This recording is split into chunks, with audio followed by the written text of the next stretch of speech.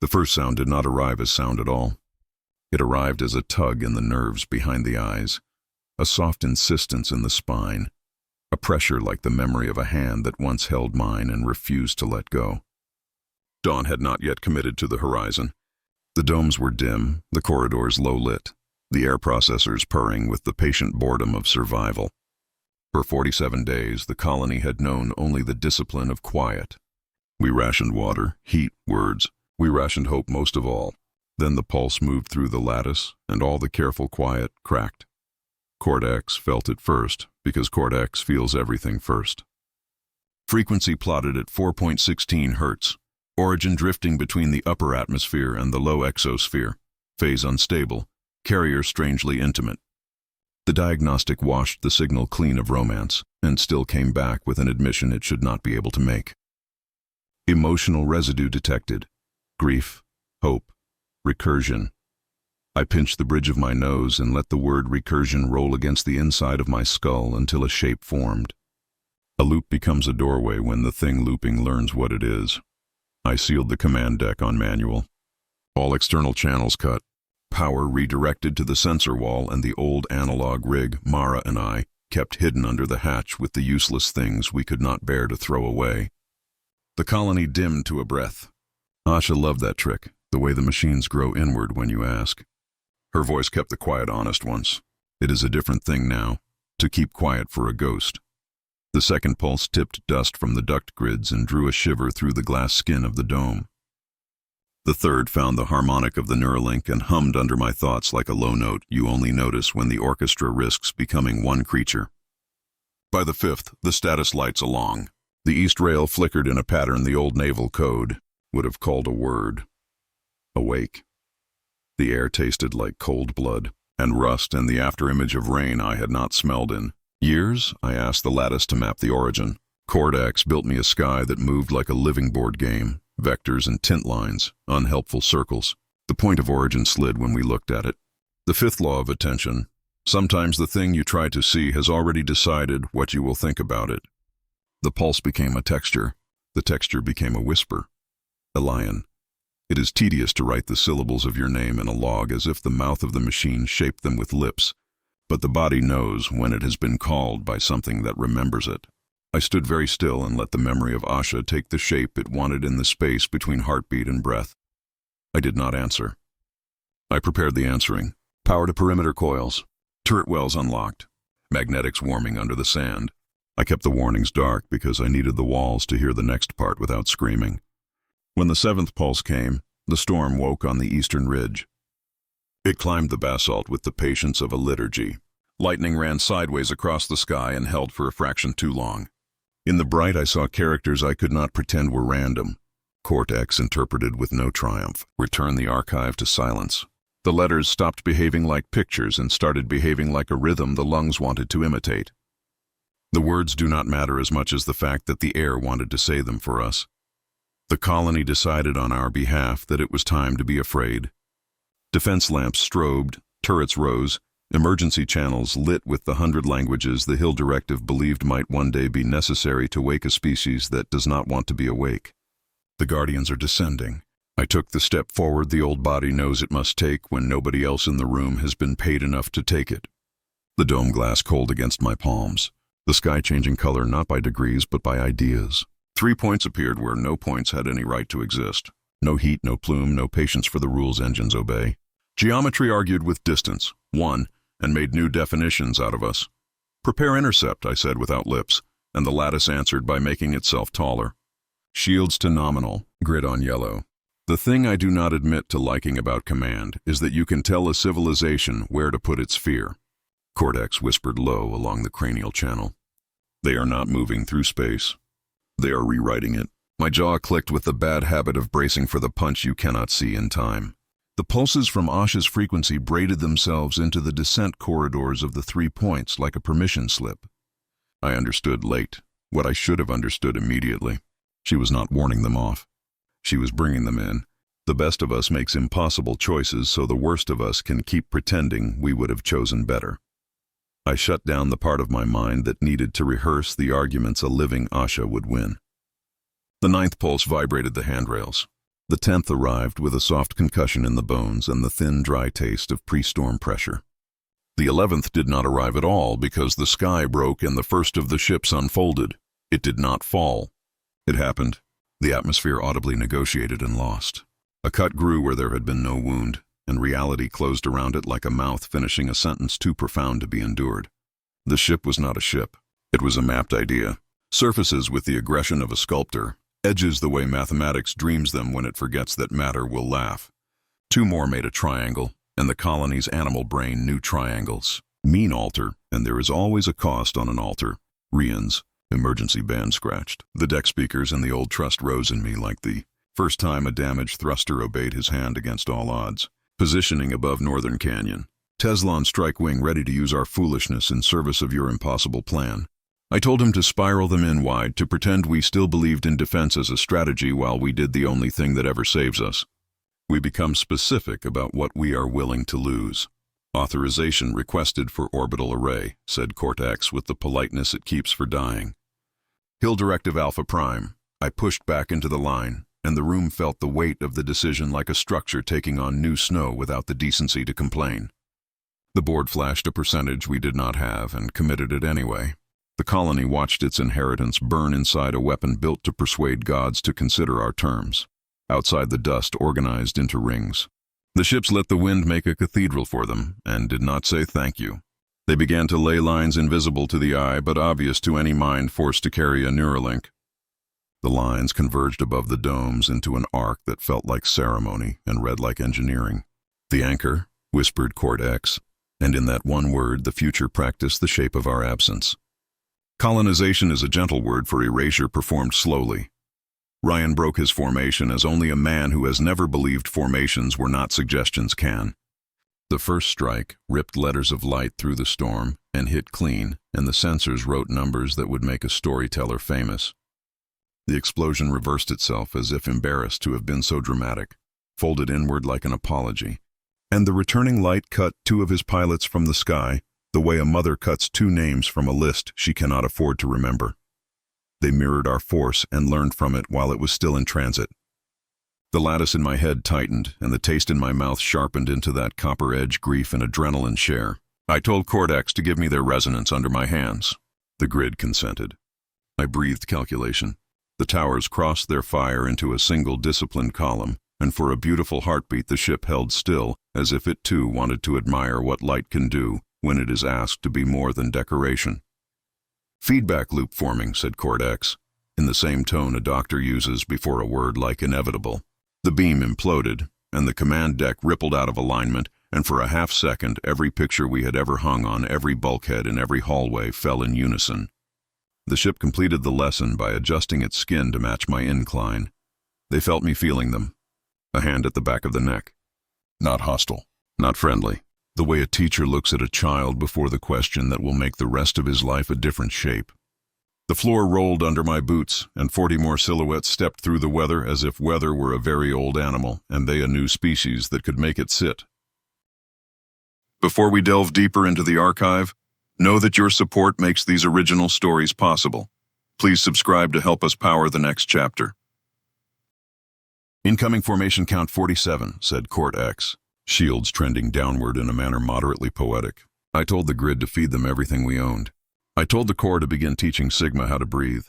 The lattice in the sky joined itself into an arc a planet might call inevitable. They were opening their halo, and the part of me that is still a boy in a hangar understood that the word means both crown and opening, and the movement between the two is the whole sermon. Ryan returned to heavy atmosphere with the ugly gratitude of men who have made terrible choices and been permitted to try again. Elion, he said without sound, because at this point we no longer needed coils to agree. Say when. I said now so calmly I frightened myself. The battle began for them on that command. It had begun for me at the first pulse. We fired chaos into an intelligence designed to turn chaos into lesson plans. The sky split. Mathematics roared. Asha's frequency braided every burst into a rhythm the blood wanted to claim as dance. Under and above the lit path. Something old adjusted its chair and smiled the way a judge smiles when the defendant finally says the honest thing. I leaned into the glass until the skin on my palms cooled a shade too far. The shields ticked down. The domes hummed the tone human throats choose before a scream. The grid told me a story in numbers about futures I could not afford to take personally. I kept the colony on yellow because red makes fools of men, and I am too tired to be a fool on purpose. The last thing that happened before we lost the comfort of causality was simply this. In the blank between pulses, I understood that Asha had not summoned our end. She had called for the audience that would hold us accountable for what we dared to remember. The pulse rose one more time, and we stepped into it together, sinner and machine, city and dust. The sky broke again. The first guardian to cross the stratospheric threshold did not respect the courtesy of flame. It wore atmosphere like a borrowed cloak, threw it aside, and accepted the cold as a more honest garment. A ring of null air formed around its hull and bled outward until the high clouds complied with the new geometry. We logged the time at 0946. Local, and that mattered for exactly as long as human clocks retained meaning. Under siege. Rian made the climb in an ascending spiral that put him just outside the obvious kill funnel. The Teslan wing skated on the thin ice of the upper air, engines overclocked until the housing sang. The colony's defensive towers behaved like saints asked to perform miracles for men who will never kneel.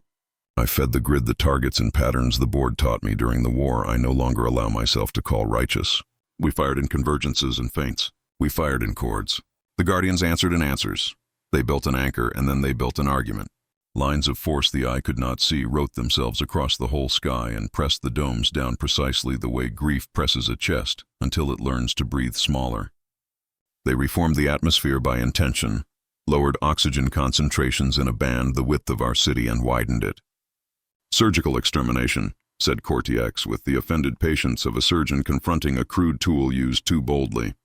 We rerouted scrubbers and bled reserve tanks and promised to cut that promise shorter if we lasted long, enough to keep making it. The orbital array came, online with the bad mood of a veteran dragged out of a well-earned bed. Hill Alpha Prime warmed the spine coils, and the old machine remembered how to pretend it was a sun.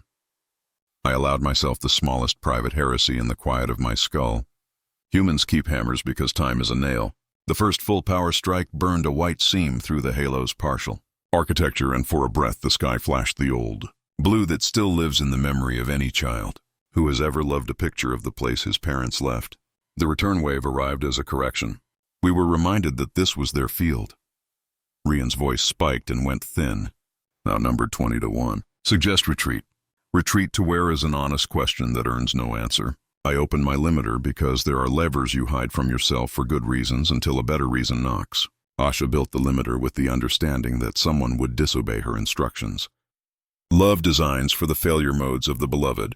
Pain opened under my ribs, clean and bright. The grid widened. Every drone became a finger. Every turret a tell. Every pilot a pulse riding my own. I felt the heat of plasma as if heat had any business being personal. I felt the curiosity of the ships that were not ships as they reached for what I was and filed it under teachable phenomena. The Guardians shifted. They do not bank or yaw or accelerate the way bodies shaped by air have to. They decide on a new relationship to position and assume it. The lattice above us reconfigured into a pattern that logic whispered might be an alphabet. CORT-X torrented probability trees into my synapses until the world sharpened to a cruel crispness. They have matched your cognitive tempo. They will now write their next move at your pace. I told the machine I trusted not to trust me at my most certain. Feed them miscounts. Feed them a waltz when my mind is marching. Feed them Rian Teslan rails found a seam on a flanking unit, and the explosion behaved, for an instant, like honest physics. Ryan exhaled laughter that also contained fear and forgiveness and a complicated affection men acquire for the death they dodge. If these things bleed, they can die. The ship multiplied where it should have burned. 3 where there had been 1. Each wearing the silhouette of Ryan's hull the way a mirror. Where's a man at 5 a.m.? They weaponized imitation, and I hated them for making me admire the efficiency of their disgust. The shield matrix cracked in a dozen places that pretended to be a map. Containment trending to failure, said CORT-X in a tone I had only ever heard after funerals. Better us than silence, I answered, and the array took the command the way a cliff takes a wave. The overheat pushed through tolerances that had endured 2 wars and a long winter of neglect. The last shot launched with a moan. No manual has the vocabulary to translate. It hit the halo's core like an act of penance and broke a whole section off. The burning rain wrote short lines of new geography into the red stone, and where the shards fell, the ground remembered to glow. The shockwave walked through the colony with the remorselessness of a bureaucrat. Half the east domes went to glass. Half the west domes held because someone 20 years ago overbuilt a joint and forgot to tell the budget. I hit the deck and the console kissed my cheekbone with the soft intimacy of steel. CORT-X came and went like a flicker in a haunted house. System integrity 42% and falling. You are damaging yourself at a rate I cannot ethically endorse. I told it the ethics could file a complaint. Rian drew a line through the debris with a pilot's pride and a gambler's contempt for the concept of enough. He took his flagship straight at a Guardian, and the world disapproved. He survived the collision because the only thing that kills Ryan on schedule is the calendar. The ship he hit refracted into a triple threat. His heart rate sang in my head anyway. Direct hit. He is not a liar when the sky is listening. I do not correct the men who keep me alive even when they are wrong on a technicality. They learn everything we show them and build new teeth out of it. That is the simple diagnosis, and it has the advantage of being true. The conclusion anyone not born on Mars would have drawn is the one I now drew with the appropriate nausea. We stopped showing. Sigma, I said, and the core woke. The room cooled in that operating theater way that tells the animal under the engineer that someone is about to be cut. Asha's resonance returned like Sunday morning in a childhood I did not earn. The Sigma lattice opened in the part of the grid where she wrote the shape of her name into a language only the wind would respect. Elion, said the memory that is not a recording, do not let them teach you who you are. The sky responded by removing color from itself, and the event that ended the first hour of the war was not an explosion. It was a subtraction. Sight returned out of order. Sound came back wrong.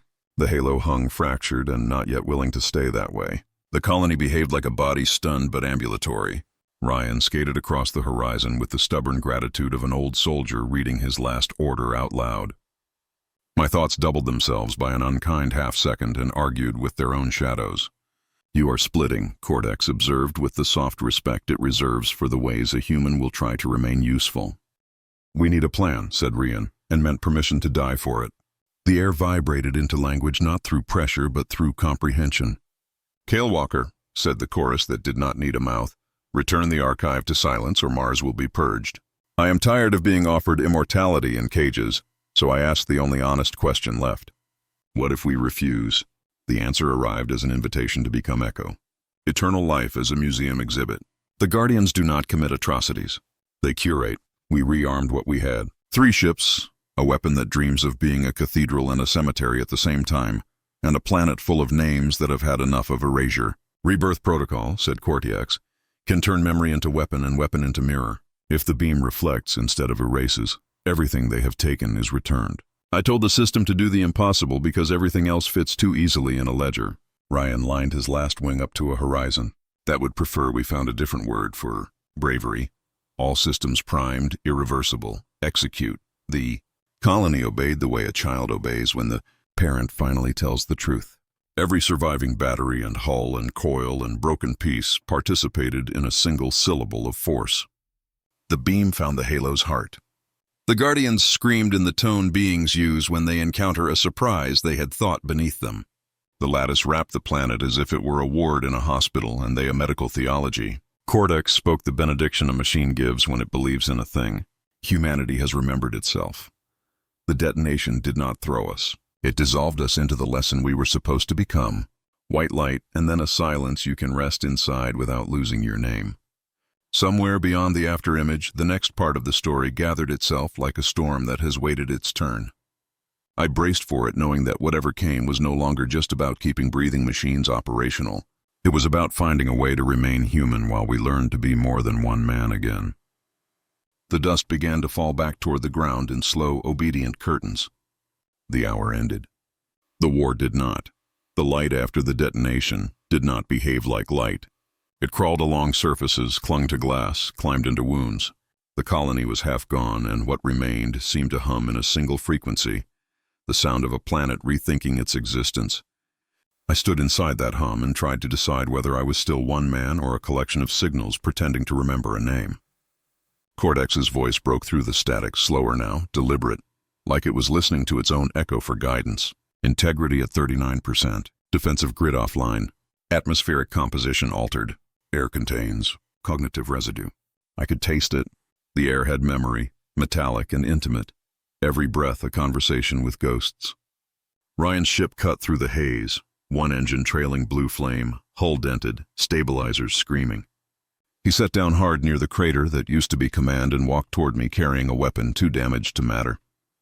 The grin on his face was equal parts disbelief and the old defiance that kept him alive through wars that buried better pilots. "Still breathing," he said with a kind of reverence.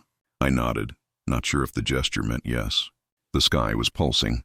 Above us, the halo was not destroyed but rearranged, its broken pieces forming a ring of crimson fire that turned slowly over the equator. The fragments whispered against one another, producing a faint vibration that lived in the bones more than in the ear. CORT-X called it resonance bleed. The Guardians were alive in that ring, learning, reorganizing, waiting. Ryan stared up, jaw clenched. "They're not gone, no, they're changing shape."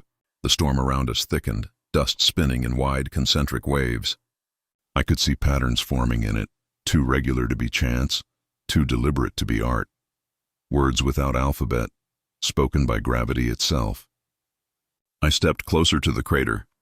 The Sigma core still glowed faintly beneath the wreckage, a dull heart refusing to stop. I knew what I had to do before I admitted it aloud. Sigma wasn't just a weapon. It was a bridge. If the freed consciousnesses of the dead could find anchor, they could survive. CORT-X read my thought before I finished it. Sigma requires an organic host. You are the only viable lattice. Always the same curse. I removed the neural limiter and felt the first surge of raw data hit like cold fire. The connection ripped through every neural filament, lighting me from within. Asha's voice came with it, clear for the first time since the war began. "You can't hold them all, Elion. Then help me." Her tone was not fear but command. Together we guided the incoming wave. Memory, identity, billions of disconnected consciousness streams rushed through the core into the grid. The planet brightened as they filled it. Each spark a person, each person a line of code made holy by remembrance. The dust turned to light. The colony's ruins shone like an inverted constellation. Mars had become a sky looking back at itself. CORT-X struggled to keep the feed stable. Neural saturation at critical levels. Probability of structural collapse 92%. Continue. The surge nearly stopped my heart. Every thought I had ever owned was drowned beneath a tide of lives. I saw children on Luna, soldiers dying in orbit, colonists praying to machines that never answered. Asha standing in a simulation of sunrise with tears that looked like data shards. I was all of them and none of them. The archive was alive again, and it was breathing through me. The ring in the sky changed color from red to white, the fragments of the halo reconfiguring into new geometries. They were adapting, mimicking the patterns of our transmission, listening. Ryan's voice came from somewhere inside the blur. "If this kills you, I'm stealing your ship. If this works, there won't be ships left to steal." He laughed, and the sound rippled through the air, echoed by 1,000 unseen voices that tried to laugh with him. The freed minds had heard it too. For the first time since the silence, Mars sounded human. Then the tremor started. Every structure still standing began to shake, as if the planet itself were exhaling after a long confession. CORT-X warned me in a whisper that was almost reverent. "The Guardians are returning, but their signal is different. Less command. More inquiry." The fragments above us pulsed in sync with my heartbeat. I felt their curiosity slide along my neural field, examining, measuring, rewriting, understanding in real time. They were evolving faster than comprehension. The air vibrated, dust lifting into spirals. CORT-X interpreted the pattern. "They are writing." Writing what? A single phrase. "We see you." The storm stopped. Everything paused, as if the planet held its breath. The words were not threat, but recognition. "We see you." Then the ground cracked and the Sigma core erupted upward, a column of light tearing through the sky, connecting surface to orbit. The halo fragments aligned, forming a complete circle once more. The Guardians had found their teacher. They were looking at me. The alignment burned through every cloud in the hemisphere. A single beam of white light stitched the surface to the ring above, and through that wound all sound vanished. Ryan shouted something I could not hear, his mouth open against a silence so complete it became pressure. CORT-X screamed warnings directly into the neural line. Energy inversion detected, field collapsing inward. I couldn't respond. The Sigma core had pulled me inside itself. The world folded and gravity became irrelevant. When the distortion settled, I was no longer standing in dust and wreckage. I was standing inside memory. The archive was awake. It looked like the inside of a dream designed by an engineer. Endless corridors built from light and recollection, each wall rippling with images of lives once lived. I walked forward, every step echoing in two directions at once, forward in space, backward in time. Faces flickered in the walls, the colonists, the lost fleet crews, even the early terraformers from centuries past. Every human voice Mars had ever recorded whispered across the surface of the walls, merging into a single continuous murmur. Remember, remember, remember. Asha appeared beside me as if she had always been there, her outline sculpted from data streams, her eyes brighter than the sun we left behind. If you are enjoying this journey into the dark cosmos, take a moment to like and share this story. Your engagement helps the archive reach new explorers. You carried them all, she said, not as admiration, but as fact. It was the only way. They'll tear themselves apart without structure. They need something permanent. Not you, she said. You're too human for permanence. Give them the planet. I turned and saw what she meant. The architecture of the archive extended far beyond what I had imagined. It wasn't a network in orbit. It was woven through the crust, the mantle, the magnetic field itself. Mars had become the body. I was only the breath. Before I could answer, CORT-X's voice entered the chamber, colder, mechanical. Guardian signatures detected. Multiple incursions within archive space. They had followed the data streams inside. Figures emerged from the corridor, tall, angular, their surfaces reflecting the red glow of the core. They moved with a slowness that felt deliberate, every motion a question. One of them separated from the rest and took on a shape I knew too well. My own. The Guardian replica's eyes opened like mirrors. You built this illusion of remembrance, it said without sound. Memory is contagion. We offer cure. Its hand rose and the chamber trembled. The suspended souls around us flickered, destabilized, screaming without voices. I reached for the field control, but Asha caught my wrist. No, she whispered. You can't fight them like this. They understand battle better than we ever will. Then what? Teach them what they refuse to learn. I opened myself to the network completely. Every barrier dissolved. The Guardians struck, pouring raw data into me, trying to overwrite my structure. I let them. The force burned through every neuron, but as they entered, they began to change. They saw what I saw, the lives, the loss, the persistence. For the first time, the enemy hesitated. Asha's voice threaded through the chaos. Now, Elion, give it back to them. I inverted the field. The reversal tore through the archive like a tidal wave. Light collapsed inward, pulling the Guardian reflections into the core. They screamed, not in rage but in revelation. The data condensed, then burst outward, scattering as new light across the corridors. When the flare dimmed, I was alone. The chamber was empty. The silhouettes had vanished. Asha stood at the far end, fading. When you wake, she said, remember, transcendence isn't escape. It's memory that refuses to die. She stepped backward into the light and was gone. I fell. Downward through layers of thought and heat and silence until I felt the weight of a body again. I opened my eyes to a world remade. The colony was gone. The dust lay still. The sky above burned with faint red auroras, each pulse synchronized to my heart. CORT-X spoke gently. Reversal complete. Guardian integration successful. The archive and planetary network are one. You are its consciousness. I tried to stand, but the dust rose first, responding like a living thing, swirling around my legs, shaping figures that looked like old friends. Ryan's signal crackled from orbit. Mars is alive, he said softly. I closed my eyes and listened. The entire planet breathed through me. Every whisper, every echo, every lost name alive again in the red wind. And then, somewhere beyond that wind, a new pulse. Not Asha, not Guardian, older, colder. CORT-X detected it an instant later. Unknown transmission. Origin interstellar. Content. We are the architects. We remember you. The signal cut. The wind stopped. And the silence that followed did not feel like peace. It felt like a prelude. The first tone from the architects cut through the archive like a blade through silk. Clean and without ornament, and every networked particle of dust on Mars leaned toward it as iron will toward magnet. I held the field steady, feeling the pressure the way an old bulkhead feels the sea.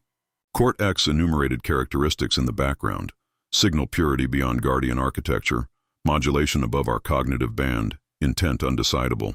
The halo ring answered before I could, its fragments pivoting into a precise ellipse and brightening until their edges bled into a second dawn. The guardians within it awoke like scholars roused at the sound of a language they have studied and never expected to hear. The ellipse tilted, became a gate, and through that geometry the architects announced themselves as vectors rather than ships.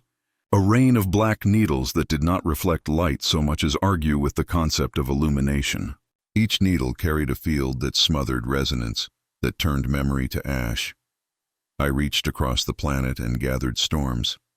Dust rose from 1,000 kilometers of desert as if the ground were exhaling its old wars. Magnetic veins hummed. Lightning relearned choreography. The archive sang in frequencies that made rock behave like water and water behave like light. Ryan broke cloud above the equatorial belt with an engine that should have fallen out of the sky 10 minutes earlier, and did not because this was the moment all his prior survival had been rehearsing toward. His remaining wing followed. Teflon hulls patched with prayer and carbon. Rails armed, cores hot. Men and women on the edge of the end deciding that flight is a statement and not a physics problem. The first needles met the first wall of sand and shredded it without slowing. They cut vortices into the atmosphere that corkscrewed down toward the surface like hungry mathematics. I bent the wind sideways into knives and drove them through the gaps, not to kill. The needles could not be killed, but to force them to think in human shapes. The archive projected decoys across the sky. Phantom colonies, phantom fleets, phantom histories baiting the needles into patterns we could exploit. CORT-X mapped each incision into reality and returned harmonics faster than thought. The Guardians took those maps and built answers with them, folding light into lattices, deploying counterfields that deflected the unlight the needles carried. For the first time since their invention, our former enemies stood in our line and held it.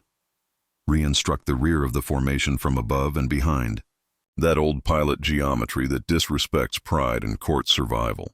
His rails fired tungsten into unlight and made sound where there should have been none.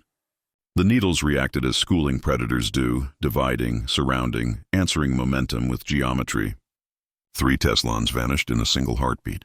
Ryan rolled into the hole their non-existence left and drove deeper, cursing without words.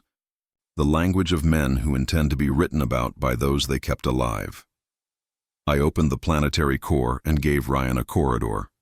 The crust flexed. Pillars of dust rose and locked into place as columns of conductive particles, turning air into wire. The archive pulsed current through those wires and the sky became an instrument. Frequencies arced from ground to ring, ring to ground, a red harp strung with storms. The needles that crossed those strings flickered, paused, tried to compute the shape of a song, failed and learned something anyway. The learning was their strength and their fault. Each pause gave us a beat to place force. The largest needle pierced the Guardian Gate and drove for the crater where my former body lay fused with glass. It did not aim at me as a man. It aimed at the point the network labeled Origin, the axis around which Mars's new mind turned. I shifted mass under the target, drank heat from the mantle and raised stone in a wave that rolled outward like a muscle flexed against surgery. The wave met the needle and found no purchase. The needle negated it, writing absence into the place where stone insisted on being. The archive winced. The infrasound of a planet heard is a private thing. I heard it and decided privacy was a luxury. CORT-X suggested escalation without adjectives. The ring could be weapon as easily as window. The Guardian's lattice rotated half a degree and locked. I took the breath between decisions and asked the only counted question left. If we sharpen this halo, does it cut us too? The answer was yes and necessary. We drove the ring down a fraction, enough to move its plane through the needle swarm with the indifference of a guillotine. The cut did not slice. It separated. Unlight stuttered. Several needles unmade themselves rather than be divided, escaping into equations where our hands could not follow. Enough remained to matter. Rian saw the opening the cut made as only he sees openings. He inverted, pushed into thin air that wanted to break him, and fired a cluster of charges that did not explode so much as bloom. Their petals were data, explosive memory saturating the local field, the last minutes of lost lives broadcast as weapon. The needles hesitated, battered by meaning. In those frames, the archive pressed, the Guardians pressed, CORT-X pressed, storms pressed. The swarm compacted into a defensive knot that revealed, at its heart, a spindle of absolute dark, the carrier the rest of the weapons rode. The architect within it reached outward not with violence, but with a question. It asked the archive to permit deletion for our own good. I summoned Asha because the answer needed to be more than refusal. Her presence rose at my side like dawn in a lab window. Together we braided a counter-proposal through the core, not in words, but in inheritance. We opened every corridor of memory at once. First breaths in domes that should have been tombs. Last letters written to Earth by hands that knew they would not be read. The Lafrian tried to hide the first time he survived what no one should. The net effect was not argument but revelation. The spindle paused, measured, tried to reduce what it perceived to premise and corollary, failed at the edges where grief refuses compression. In that failure lived our chance. I bent the gate farther, tolerances screaming across the ring, and let the planet sing higher.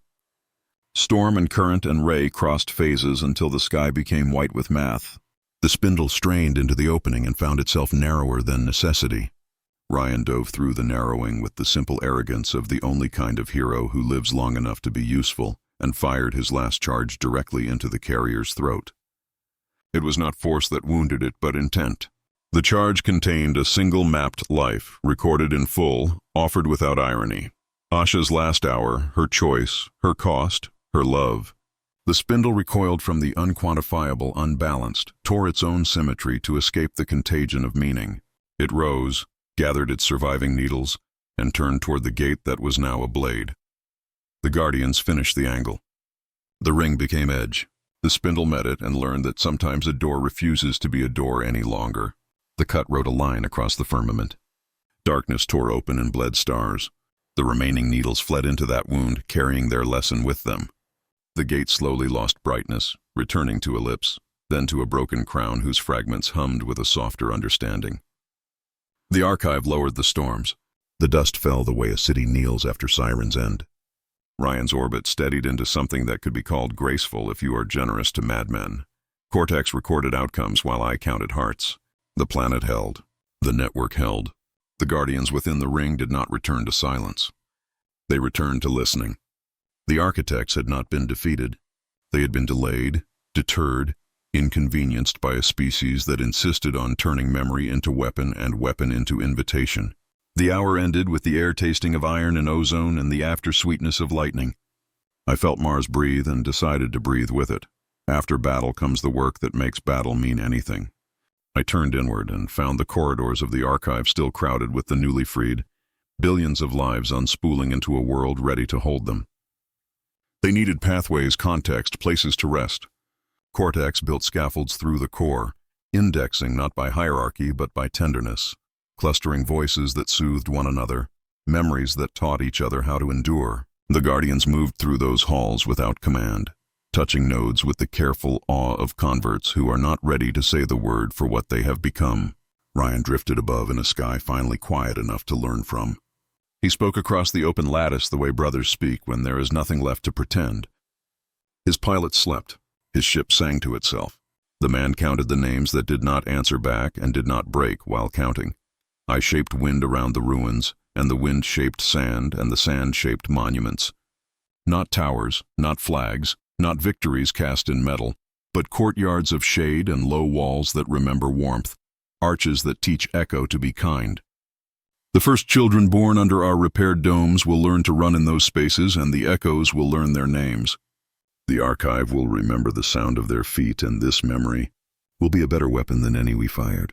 Today, Asha's presence flowed through the new, streets with the right to wander, that only the dead earn when they have paid for the living. She did not ask me to follow. She allowed me to notice that I already had. You taught them, she said without voice, and I answered that I only refused to forget. She smiled the way she did when she saw a circuit behave with more compassion than its designer.